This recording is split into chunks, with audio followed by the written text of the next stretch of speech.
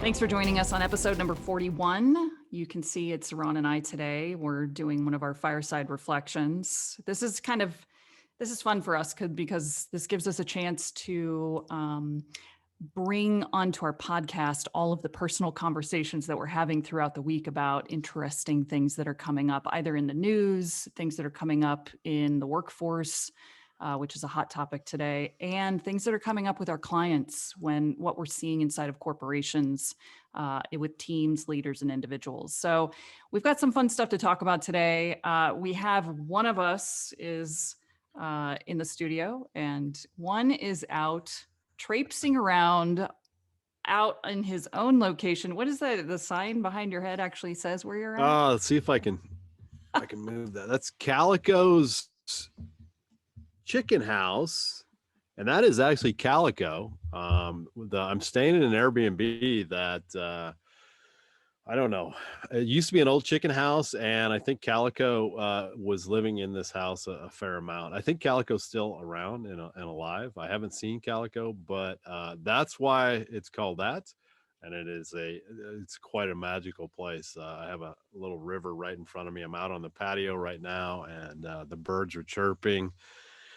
Life is good being a digital nomad at the moment. So that's what's going on. I'm on a little bit of a walkabout this summer, basically traveling from one Airbnb to another. And because of wonderful technology, I'm still teaching at the university, doing a summer course, doing the podcast with Tara. And for the most part, keeping up with what I need to get done. Technology is amazing. We've had a couple hiccups. We had to do one podcast from a coffee shop, but other than that, I think it's going okay. Tara might disagree with me on that, but she's probably going, No, and it's so frustrating having me out on the road. no, it's worth it because I never know what barnyard animals are going to be kind of popping up behind you. Ron is, like you said, on his walkabout, so he's going through a couple of different states. He started out in Wyoming. Where are you now? Are you in Oregon? I am in a little town. I'm in Washington State, a little town Washington. called Waitsburg. And it's close by my hometown of Dayton, where I went to high school, and also close to Walla Walla. If people are familiar with Walla Walla, some think it's the new Napa Valley of the United States. A lot of wineries in this area. So if you're ever in this area, I would highly recommend this Airbnb. Reach out to me, and I would be more than happy to point you in the right direction. And you can come down and taste some wines and maybe sample the region. And the reason why you're there actually kind of leads into the topic that we want to get into today. Excuse me. And you were out. You were out with a friend, I think you were saying, in the last couple of days. And the conversation, because you were sharing it with me previously, it's just so hot right now. This is what we've been talking about a lot with different people and just between the two of us. But what went down in this conversation for you, Ron?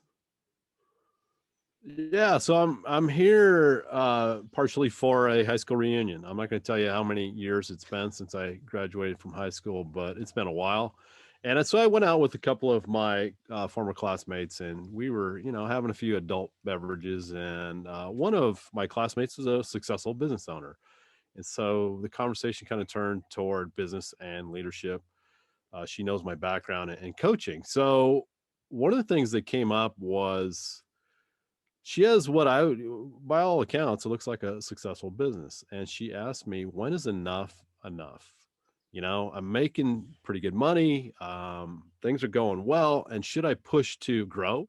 Should I push to make more money? Or should I just say, you know what, this where I'm at right now is good?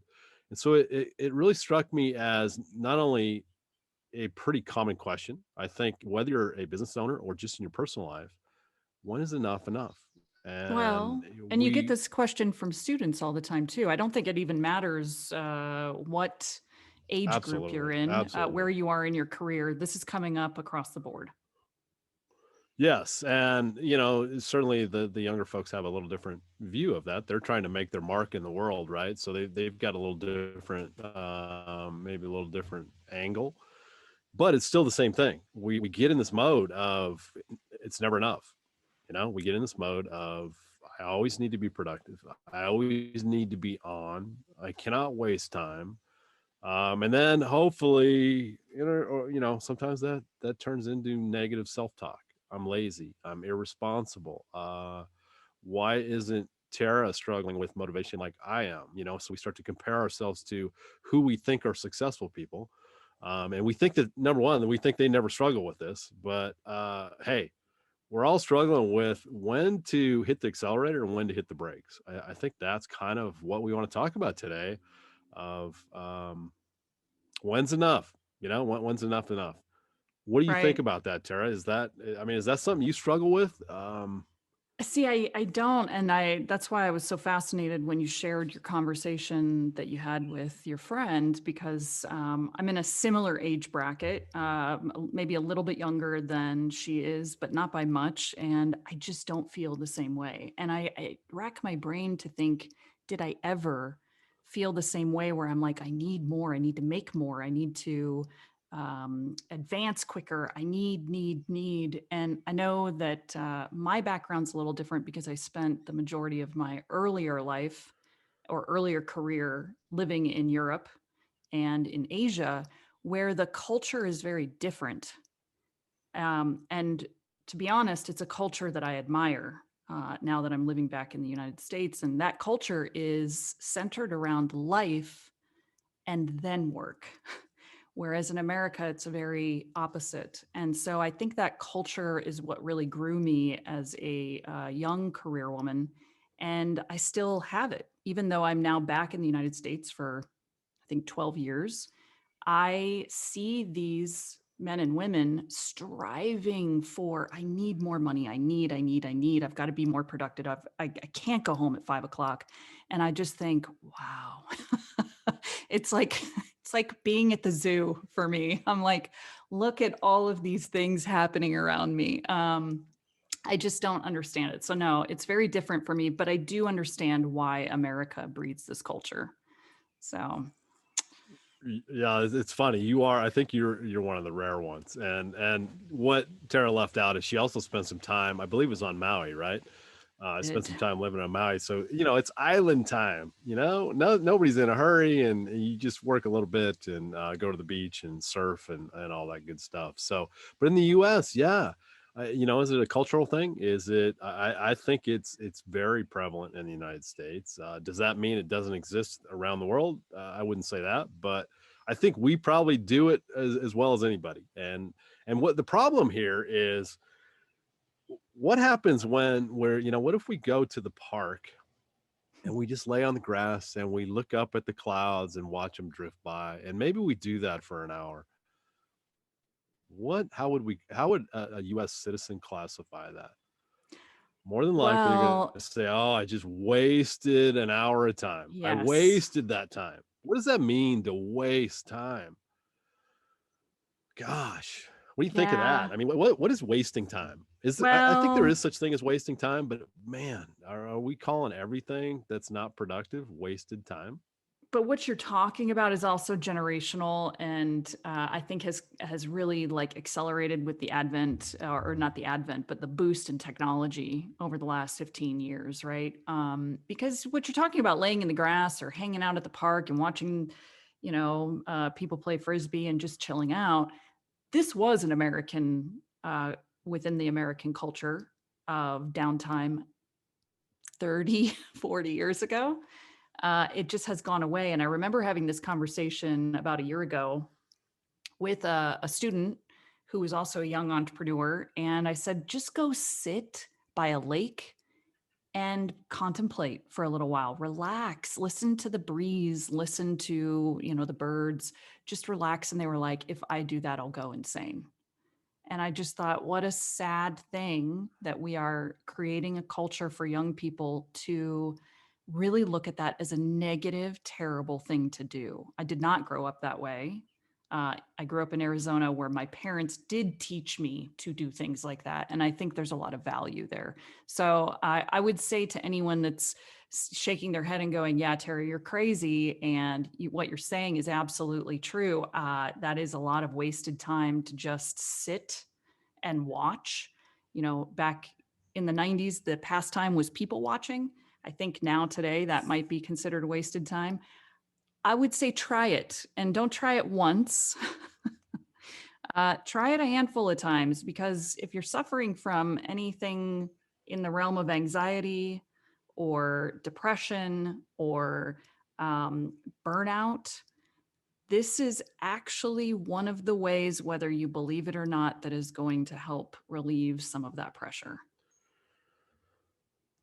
Oh, I'm glad you circled back around to that, because my question was going to be to you. All right, Tara, why in the world should I get on board with taking time out and having some downtime? And you just hit it. It's part of our mental health. We need to take care. We can't always be on. Our brain is not designed to always be on. And then we can't understand why we have burnout, why we have a lack of motivation, why we have a hard time engaging with life. Well, it's because you haven't let your brain rest. It's like a muscle. It's a great way to look at it. It's like a muscle, and we can't work that thing all the time and expect it not to say enough, uncle. So and there's a lot of different ways to do this. By the way, you don't necessarily have to go lay in the grass, but that'd be a great thing, or sit by a stream, or whatever it is that you want to do. But try to just give your brain a rest. And if you A lot don't of buy people, into Now, if you don't buy into doing what we're talking about for self-care purposes, I would say, let me tell you that it will actually help you be more productive. And the first time I really oh yeah, truly bought into this is when I lived in Maui. And I did become a surfer. I never thought that would happen. Sitting on a surfboard with sharks underneath me was never my cup of tea, but I did end up doing it every single day for many years. And what I learned is, if I would go out early in the morning, 5:30, 6 o'clock, so that we could be kind of early in the set of waves, the people out there were the successful, wealthy, because if you live in Maui, you're either wealthy or poor, the wealthy entrepreneurs. And they were usually a little bit older. They were usually like in their 40s. I'm going to say they were in their 40s, late 30s, early 40s. And they would be out surfing, and they would do it before work time. And I remember having so many conversations with them, and they would say, we come out here because this is where the creativity happens, not in my office or on my cell phone. The creativity happens when I'm alone with nature, when I'm one with the water, when I'm challenged with a little bit of fear, and I'm just at peace staring out at the ocean. And they would take that, and they said they attributed that to their success of running very, very successful businesses. So this downtime, it goes even back to Aristotle, 2,500 years ago, of the concept of noble leisure, which we've talked about before with John Fitch back in episode number 5 of this podcast. And Aristotle did it for the sense of, let's build in noble leisure to our city plan, as a group of people, because leisure is what will help us recreate and reform the things that we need to make a better city. And so I say, take it either for self-care, like Ron's saying, or take it for just that downtime could help me be more creative.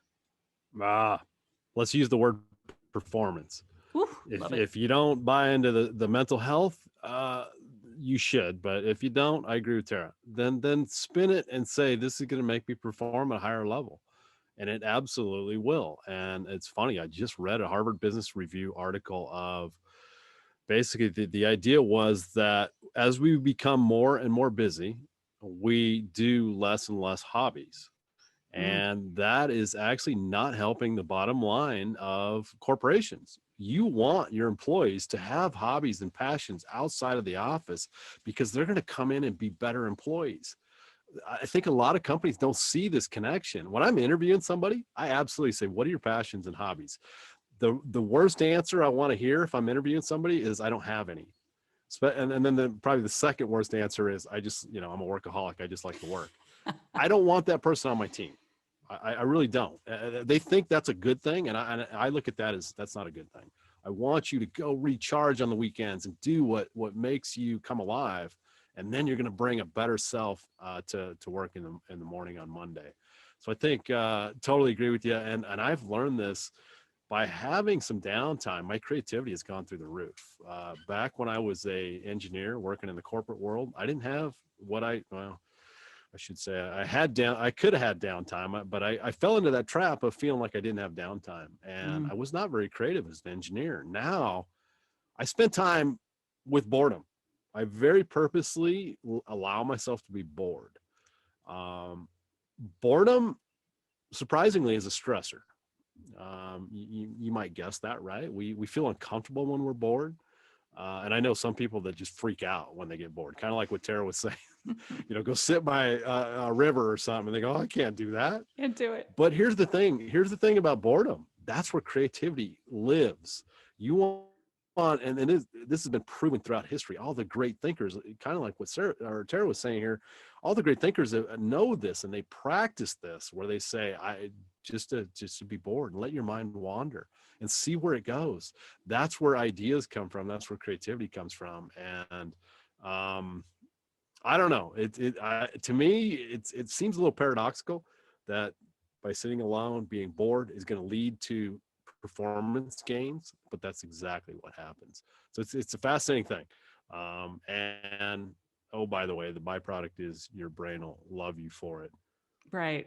And why I love that this is such a great time for this conversation is I feel like if we tried to have this conversation, Ron, like 2 years ago, it's an interesting conversation, but I don't think it hits home for a lot of people. I think COVID has obviously given us a brand new canvas in so many areas. And one of them is the area that we're talking about now, because I think, we talked about it in our last podcast with, over 50% of the workforce saying, I don't know that this is how I want to spend my time, or I don't think this is the company I want to work for. I want to go out and start exploring what is possible. I think we are starting to kind of reach that crux of, I do need to take better care of myself. I do want a company that gives a 4-day work week. I want a company that lets me have a hybrid situation, or I don't have to be on the clock from 9 to 5. I think people are starting, because of all of the stressors, mental health issues and challenges with COVID. I think we are ready for this conversation, but we're like at the top of the mountain, just getting ready to kind of go over it. And I think right now we're all feeling, yes, I'm ready to buy into this concept of taking better care of myself and downtime, but damn, do I feel guilty, and damn, is it uncomfortable, and wow, I feel so much shame when I do it. I will give you an example, which is several months ago when I was feeling very busy with many different things. Ron and I were launching Forging Mettle Academy and working with corporations to talk about some of the things that we talk about here on the podcast. And things were blowing up, and I decided I needed a break, and I went for a hike. I think it was a Wednesday morning. I went on the hike from like 6 to 11 a.m. and whoa, the guilt, right? I hike now in the mornings and I have no more guilt. I think it's like doing push-ups. We got to push through the discomfort to get to where it is comfortable. Do you have things like that, Ron? Like, do you feel guilty about going on your walkabout right now when we're in the middle of all of our business, right? Yeah, there's a lot going on with Forging Mettle Academy right now. And Tara and I talked about it before I embarked on this of, man, this isn't probably the best time for you to be running around the country, Ron. And I had some pause. I had some hesitation. And that's that old habit, right? That's old habit of, I don't know, thinking again that you always have to be productive. And I'm not saying I'm not being productive, but when I'm looking at it, and here's the thing that you can play around with. How about if we focus more on quality time than quantity? So now when I'm in a place, I go, I'm going to, I get up early. I'm going to say, from 5 o'clock till 11 o'clock, I'm working my ass off so that I can go play in the afternoon. I don't need to put in 10 hours of low quality work. I'm going to put in 6 high quality hours, and that way I can go do other things. And so I'm kind of strategically looking at it that way of how can I continue to get that work done. I don't want to shirk my duties, but can we do it in a different way? And so that's been a little bit of a fun experiment for me as I'm traveling around, that I'm hoping I'll carry into, once I stop doing this, I'll do the same thing. That way, like Tara says, you can go on your hike. Tara goes on a hike in the morning, and then she comes back and does some work that's quite honestly probably higher quality, and she's going to get more done in a shorter amount of time. And so I think maybe we should be kind of driving toward quality, not quantity, with the way we use our time. And also, just don't feel guilty about it. At the end of the day, I think the problem becomes when we have time where we go for the hike, that we don't feel guilty about this. Why would taking care of ourselves ever? I mean, it almost seems silly to say that's a negative. How did we get here? How did we get here in society where taking some time to go spend some time in nature is something that we look at as a negative? Well, how we got here Objectively, is I look at it and go, holy crap, it's a mess. we live in America. That's how we got here. It's called capitalism, right? Which brings us to our, Yeah. this concept that we love. I mean, we love and hate, but you and I both love and is being talked about a lot now, which is internalized capitalism. I don't think the majority of the rest of the planet has this. That's from my experience in living in a dozen different countries. Um, People, for those of you that haven't heard the phrase internalized capitalism, it's essentially in a nutshell where your self-worth is tied to your productivity, right? Or you So believe it is. you believe it is. You believe that your self-worth is defined by how productive or unproductive you are. And usually in America, we tie productivity to wealth, right? So if we're being productive and making a lot of money, i.e. working, then we have a good self-worth. And this is a shame, but this is the world we live in America. Question for you, Ron, do you think that we can get rid of internalized capitalism as long as we're still living in a capitalist society? Well, absolutely. I'm always going to say yes. I'm also going to follow that up with it will not be easy. Yeah. I'm working on it right now. But again, when all of your culture, all of society is pushing you to do, human doings, not human beings. That is exactly what we hear. That's the messaging we get, and that's tough. Not only do we have society with that pressure, and I'm not in any way trying to say we're victims to this. We can steer our own ship, but that's a lot of influence. And then also let's throw in the idea that I grew up in this system, as most of us have. Tara is a little bit rare and probably fortunate that she got to actually see a different way. I've never seen a different way.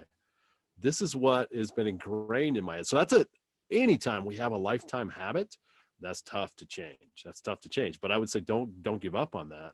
If you feel like this is maybe helpful for you, I certainly see the benefits in this, and I think COVID has accelerated this for me.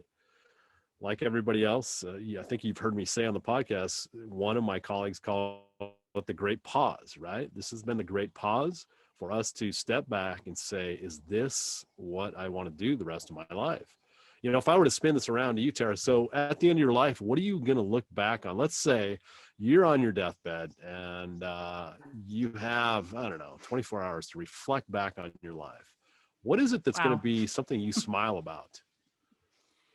What would be the things you cherish about your life? I would say it's a hard question. So I would say the first thing that pops into my mind are the experiences that I've had. Experiences meaning like adventure and travel and culture and food and music concerts and just experiences, not work related. But really, what it is the experiences with people I love. And it doesn't have to be family. It can be friends, right? Friends, even coworkers. And that is what I would look back on. I know where you're leading with this. I can't imagine looking back and going, wow, I am really just proud of all the time I was a journalist and then the company I built. And then like, I just can't imagine doing that unless one of Whoa, those whoa, companies, whoa. like cured cancer and or is providing some massive impact for the world, which So building I Forging don't Metal have. Academy is not going to be the one you're going to think of? Oh, Come it's on. yes, yes. Sorry, Uh, Ron. Yes. yes, I'm laughing. I mean, that was all in jest, right? But yeah, this is, I ask this question a lot of my students and clients, and people have done research on this, and what always comes up. You can see where this is going. What always comes up is, what never is at the top of the list? I'm so glad I made so much money, or I'm so glad I worked 70 hours a week. That's not what comes up when people are at the end of their life and they look back and smile at the things. Again, usually it's relationships. It's going to be driven a lot by relationships and experiences. Just like Tara was saying, that's actually a very common answer. So here's the thing. As we go through life, those are not the things we put priority. In fact, those are the things we push to the side. I don't have time for that. I need to make my millions. I don't have time to go have coffee with Tara because, that's fluff. That's not productive. That's wasting time. We got this wrong. We got this wrong. And let's figure it out now before we're on our deathbed and then go, oh my gosh, I just missed it all. I didn't prioritize the right things. And so that's where I'm at right now. And actually, as I'm writing my book, I'm just doing a chapter on this topic exactly, of what's really important, and think about the end of your life, and what are you going to look back on and smile. So it goes to the heart of internalized capitalism, right? That we always feel like we got to be doing to have self-worth. And I always like to put success in air quotes. Many times that success is tied to wealth and financial wealth. Wealth can be a lot of things, but most people tie it to financial wealth. Is that the right measure? Am I a good person if I make $500,000 a year versus $50,000 a year? I mean, am I still the same person? I think we know the answer to that, right? But we somehow think that, I don't know, we're better if we make more money. Well, I don't and know. here's the Slippery slope. challenge. I mean, I like to make a lot of money. I think most people do like to make a lot of money, but the challenge is, can you make a lot of money and still have what we're talking about? Still have noble leisure, still have time off, still have balance in your life. This is the fun, exciting challenge going forward, I think.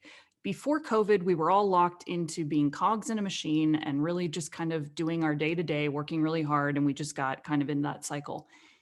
The great pause, as Ron is saying, is a great time to say, okay, how can I work smarter, not harder going forward? And I want to reframe the concept of productivity. And probably the best way that I can do that is, let me give you an alternate picture of productivity. And this is true to life. I lived in Germany for 4 years.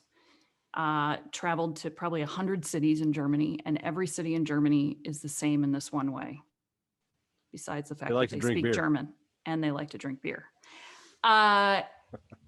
When the stores are open on a Thursday, Friday, whatever, and they're all closed on Sunday and Monday, by the way, it doesn't matter what kind of store it is. It can be a grocery store, it can be a clothing store, it doesn't matter. It can be a bank.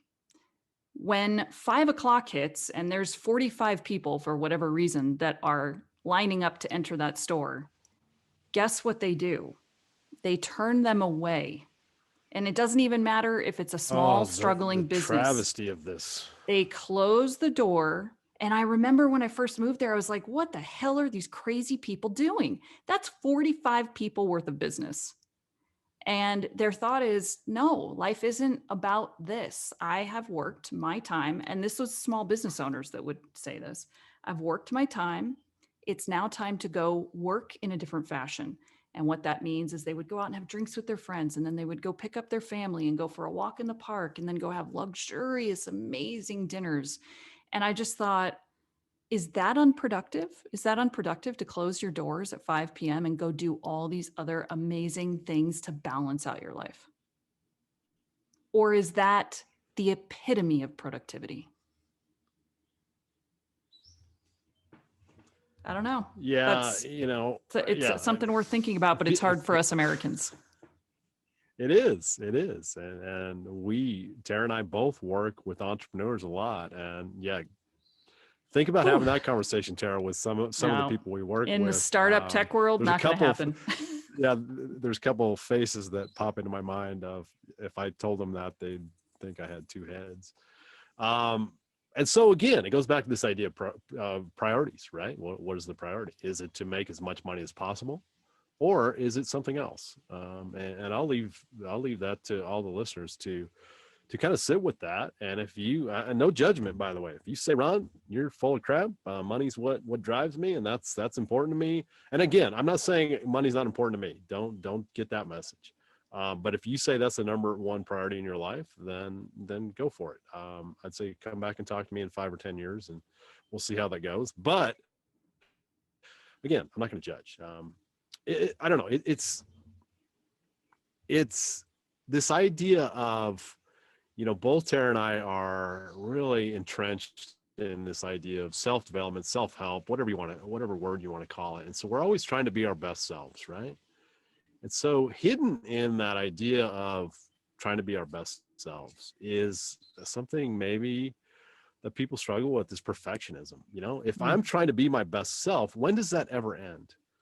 If we take it too far, it becomes perfectionism. And so then we say, nothing's ever good enough. This is not a good path to go down. I don't like perfectionism. I try to very consciously strive for excellence, not perfection. I get to decide what excellence looks like to me. Don't let society or anybody else tell you what that is. But it's this idea. And I listened to a podcast by Tim Ferriss podcast recently, where he interviewed Brene Brown, and they were talking about this idea of, on one hand, we have striving, that idea of trying to be our best selves, right? And this could translate to a lot of things in life, whether you're building a business or just personally trying to be your best self. So we have striving on one end of the spectrum, and then we have maybe self-acceptance on the other side of the spectrum.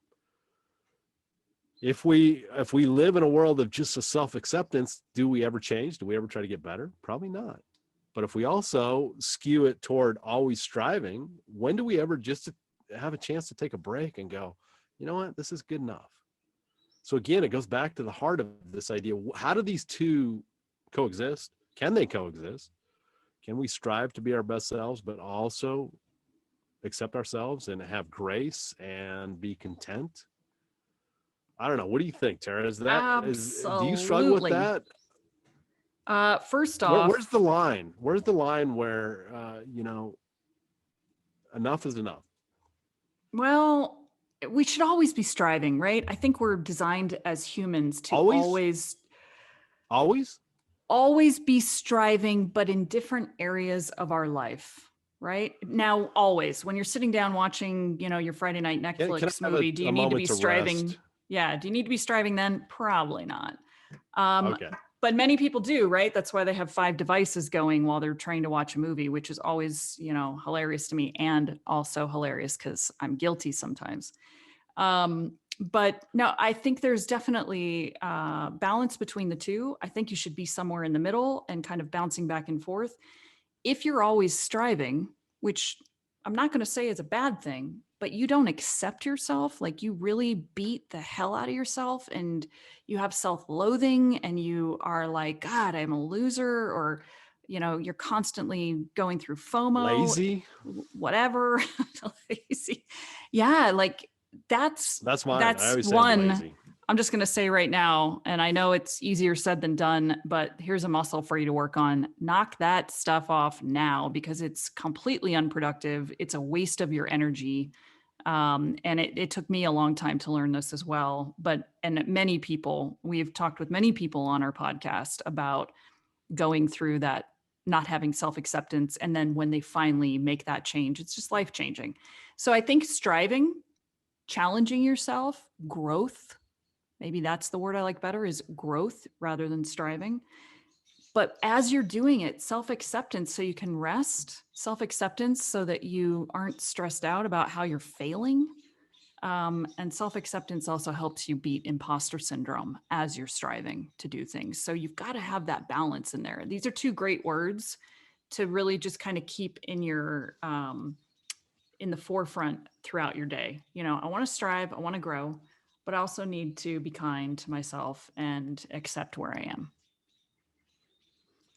Yeah, So yeah, I dig I it. know from from my my study of neuroscience, I know our brain likes improvement, it likes growth, it likes striving. We are designed. I mean, our ancestors would have died if they weren't looking for better shelter, trying to find food sources, those things. That was what kept them alive, and we have that hardwired into us. So, um, I totally agree with you, Tara, that we need to keep that as probably the main thrust of what we're doing. Don't let yourself become stagnant for too long. You will be agitated by that. Your brain will be agitated by that, and I see this happen all the time. But I would also say, Tim Ferriss uses another term that he calls it deloading, Mm-hmm. and he borrows this actually from I think it's the weightlifting world, where he says there's a certain time where I'm not going to be, I'm going to unplug from trying to be my best self, unplug from self improvement. So this idea, yes, we want to strive. We also got to remember we need to rest, right? Stress plus rest equals growth. We can't get we can't get the growth without the rest. And so, yeah, strive, but also be very purposeful about taking time off. Tim Ferriss, and you'll hear it in the podcast, he talks about he'll actually schedule it into his schedule. He'll say, I need to have some downtime. I need to rest my brain and not be trying to strive for anything. And how many of us do that? How many of us actually very much schedule in time? Again, a lot of people are going to say, I can't do that, Ron. That's wasted time. I'm not making my million if I'm doing that. But again, it goes back to the idea of let your brain rest, let yourself recharge. And you're going to be better when you come out of that. Once you give that to yourself, gift that to yourself, you'll be better when you come out. So yes, striving. And I think I agree with you, Tara. It's got to be a balance. And I think it's always going to be moving. We always like to say, instead of work-life balance, we talk about work-life harmony, because there's never any perfect balance. It's just try to make your music, try to create your harmony that works well for you. And it's always going to be something that you're going to be kind of fiddling with, I think. But I think just keeping it at the front of your mind, which I don't think many people do. Many people don't reflect on this idea. But I think your mental health and your performance are going to skyrocket if you can maybe do this in your life. I wholeheartedly agree. When you say out making your millions, the first thing I want to say to those people is, I mean, would I like to be making millions? Yes, of course. I'm not anti-money, but are you happy? Like, if you're making millions versus making $12 an hour, are you happy? And here, this is as simple as I can get. If you're not, do something different. And maybe it's one of the things you heard on the podcast. Maybe it's something you read in an article. Like, we are not victims to my life just sucks. We're not victims to I'm just burned out. That's just how it is. There's nothing I can do about it. Languishing is the big word that's coming up right now, right? That's, I mean, kind of a new word for me, but it is really coming out of COVID, and I can empathize with it. I have felt it throughout COVID. Languishing, if you're unfamiliar, is that sense of stagnation, or super, like you're feeling really empty, kind of like you're looking at life through a foggy windshield. You're just kind of, everything is like blah. You're not, it's not burnout, although it can be, associated with that, but it's like hopelessness, and depression might be kind of put in there. And I think many of us, if not all of us at some point, have felt that throughout COVID. That right there, we have to do something different. Things don't just change. You don't just sit languishing for months and all of a sudden a miracle happens. So I think the key is, if you're feeling unhappy, whether you're making millions or not, if you're making millions and you're working 80 hours a week, but you're unhappy, maybe you're even feeling this sense of languishing, change something, just one thing, and change one small thing first. That's how we ignite change.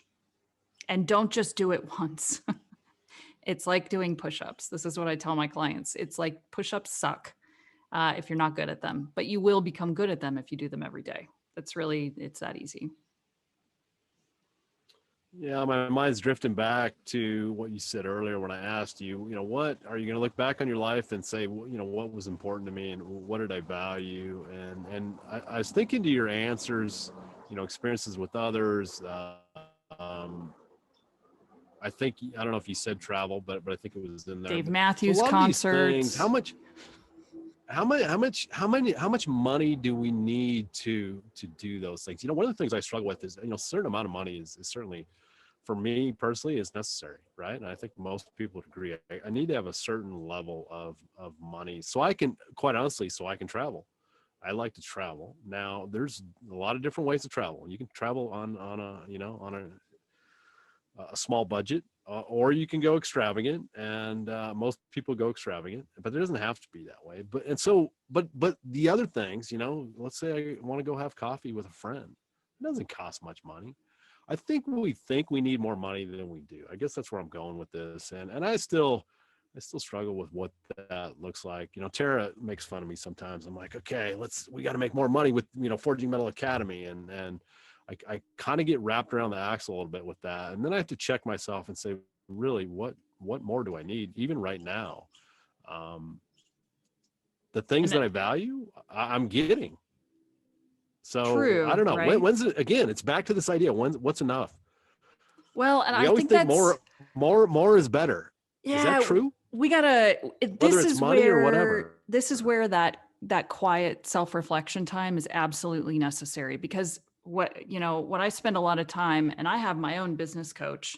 I business coach, but I have my own, which I highly recommend to everyone, because we can't always see where we're misaligned in our lives. And if we are misaligned with what we really want, and because we don't really know what we really want, we are unhappy. That is the, unalignment with our real motivations, our real passions, our real goals equals unhappiness.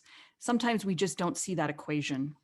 And so you need that, whether it's with a coach or a therapist or a friend or a group of friends or alone time, sitting out by the lake, just watching. You need that self-reflection time to realize, what is it that I need to be happy? And maybe it is money, to each his own. Maybe it's more time off. Maybe it's more time to work out. Maybe it's you secretly want to become a culinary artist and you just want to make food. But if you don't give yourself time to explore that, you're missing it. And that's what equals unhappiness. And this is where I love this concept. I wanted to make sure we talked about it because it's I think, a passion of mine. And as Ron said with Forging Metal, regardless of how busy we get, I am still holding us to our 4-day work week, hoping that we can keep that. And if you haven't seen the research that's come out of Iceland on their big, I think it's for the last 2.5 years, they've been testing out a 4-day work week. From some interesting stuff in there. I think there's a lot more to come out of that research, but Japan has done it as well. There are a couple other countries in Europe that are trying it. I know it's being discussed in several companies, especially tech companies in America. And I think there's a lot of value in this 4-day work week. One of them being, you have more reflection time, you have more time with family, you have more leisure time, you have more hobby time. And again, it's that, balance of productivity. I like to imagine a world where we all weren't just dying to retire. How many people, are just like, I can't wait to retire, right? What if we lived in a world where, we love our job? And not only do we love our job, but also it's not taking so much out of my life that I can't enjoy other things. I think a lot of people think when they're working, they can't ever enjoy the things they really want to enjoy. What if we lived in a world where it actually was more balanced? where work didn't suck up all of our time. You know, a lot of people don't have hobbies because they go, I'm tired after work. And then the weekends, I'm just trying to recover and get ready for Monday. And all of a sudden, you know, it goes in a cycle. And one day you wake up and go, what have I done with the last 20 years? All I do is work, come home on the weekends and sit around on the couch and then go back to work. And we miss out. It seems like we miss out on life. And so I just wonder what it would be like. What if we did work a 4-day work week? Shoot, let's get crazy. What if we worked a 3-day work week? What would that look like? What if we had 4 days off to go pursue things that we loved? How many people would be dying to retire then? Maybe they would say, you know what? I love this. This gives me just enough time to be productive at work. And also I get to balance that with my creative and fun and, you know, things I like to do. So I don't know. I know I'm talking crazy right now, but I like to do thought experiments like this. So I don't know if the 4-day work week can work. You know, I really don't. I think the research is still percolating. I do know a lot of people are saying, I'd like to try that. And so whether that sticks or not, you know, after COVID's over, I don't know, but I enjoy the conversation that's happening right now because I'm one of those people that likes to think, I like to think differently. How can we do this better?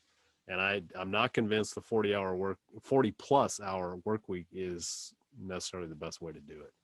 And listen, are any of you listening that are leaders in your companies, any thought leaders in companies, if your employees and teams in yourselves, actually, we talk to more leaders that are burned out than we talk to employees that are burned out, Ron and I. If your teams are suffering burnout, you're worried about retention, which I know a lot of you are.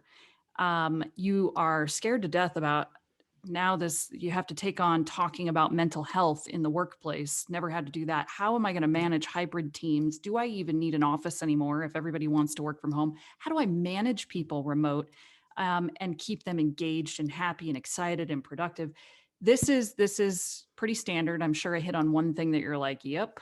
I highly recommend, again, do something different. Maybe it's a 4-day work week that you offer. Maybe there's a couple of big tech companies that are giving the entire company and enforcing the entire company takes this 1 week off. Not, hey, everybody, we want you to take a week off sometime in the near future. No, it's next week. The entire company is shut down. That way, when you're all on vacation together, you know, together at the same time, nobody feels guilty. You have to start thinking outside of the box. Ron and I, this is what we do with Forging Mettle Academy. We come in and we're essentially helping leaders navigate culture issues post-COVID and how to implement some of these changes. Please, I implore you to look at the research out there of what some companies are doing, come up with your own ideas, but try something new because this retention issue is not going away.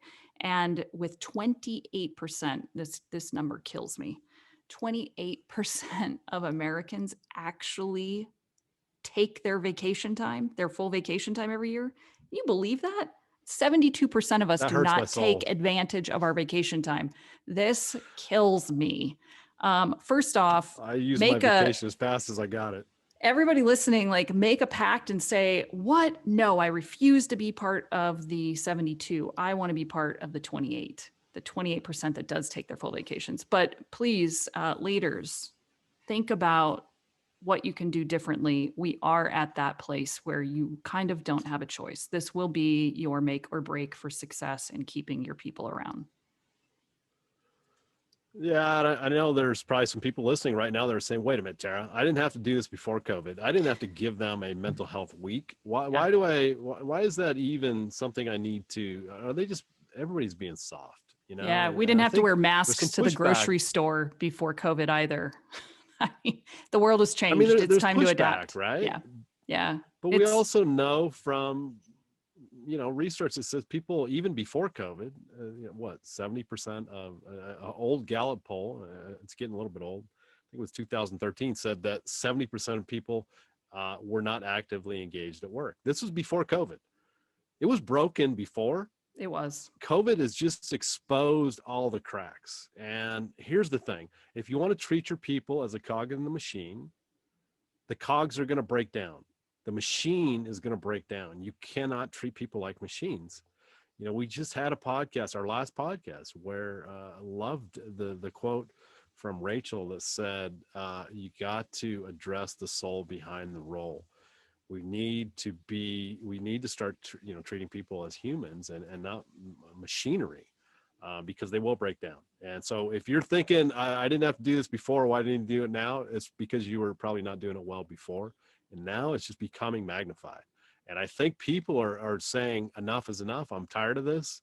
I'm tired of being treated this way. And if you don't treat me the right way, what am I going to do? I'm going to quit. I'm going to go somewhere else. So if you don't pay attention to this, leaders, you're going to lose people. You're not going to be able to retain people. You won't be able to attract talent if you have that culture. And so I agree with Tara 110% that you better pay attention to it. It's part of business. It's not just fluffy stuff to say I want to be a good person. It's actually part of business as well. And so that's what we're doing with Forging Mettle Academy. You'd be surprised at how many people that we're talking to right now that are having these pain points, and they're saying, "Hey, we don't know how to deal with this. This is new to us."